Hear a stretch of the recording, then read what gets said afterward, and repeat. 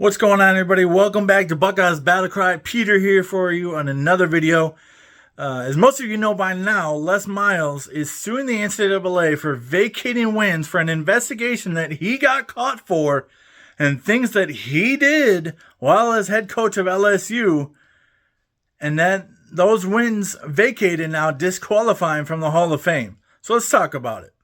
A little background on Les Miles himself. Obviously, he was a coach at Oklahoma State from 01 to 04, did very well there. Then that led to the LSU job where he was from 2005 to 2016.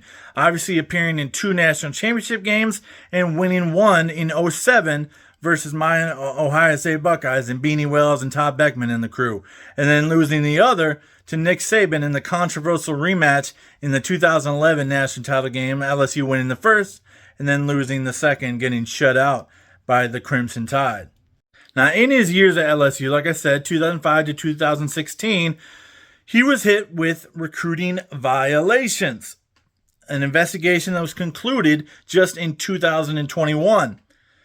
Now, with those proven facts, a level 1 violation of recruiting, illegal benefits, $180,000 to a specific recruit paid over a 5-year span from 2012 to 2016, 37 wins were vacated. And as a result, and also as a result of his being horrific at Kansas post LSU, his win percentage is now under the minimum threshold of a 600 win percentage, combined with the 3 schools of Oklahoma State, LSU, and Kansas, a paltry 3-18 at Kansas itself. So the grass eater and the mad hatter that he is, Les Miles, acting a little bit wild here because he got caught for these violations, not including some sexual misconduct with female student workers that was found out and discovered by the athletic director at the time in 2013. An investigation was launched then, and of course, he was too good of a football coach coming off a national title appearance 2 years prior. And so they hung on to him. He had rumors of this in Michigan, too, with sleeping with Gary Moeller's wife, hence why he was let go from the University of Michigan as an assistant back in the day.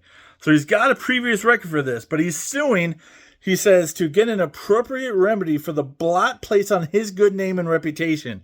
It's like, bro, you're doing this to yourself. What are you talking about?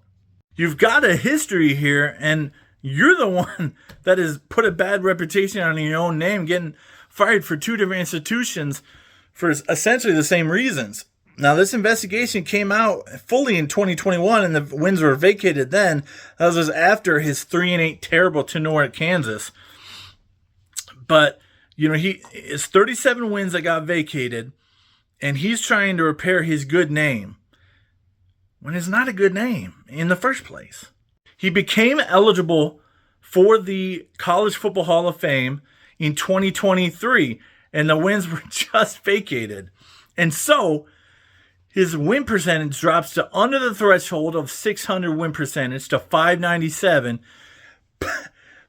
with the 37 wins vacated. But you have to take into effect that his Kansas record tanked that as well. And so it's like, yeah, you lost these wins that you technically rightly got, but there was that terrible coaching job at Kansas that he did. Now, many would even question if he's even a Hall of Famer to begin with. You know, he's got 1 national championship, just 1. Got a couple SEC championships as well. Is he even worthy of that honor and that great honor? Personally, I don't think so. I don't think he's got the track record that's good enough to say, yeah, he's a no-doubter Hall of Famer. That's not what he is. Add to the fact that none of the 3 institutions he's coached at and spent significant time at have even nominated him for the Hall of Fame to begin with. His track record isn't good enough. The people he worked with didn't think he's good enough for the Hall of Fame. And I would venture to say most fan bases outside of the LSU fan base would say he's not worthy of Hall of Fame consideration. But those are just my thoughts. I don't think he's worthy of the Hall of Fame to begin with or without the vacated wins. What do you guys think? Comment down below. Should he get in? Will he win the lawsuit? Is he being absolutely ridiculous for even filing a lawsuit? What do you guys think? SEC fans, chime in with this one, please.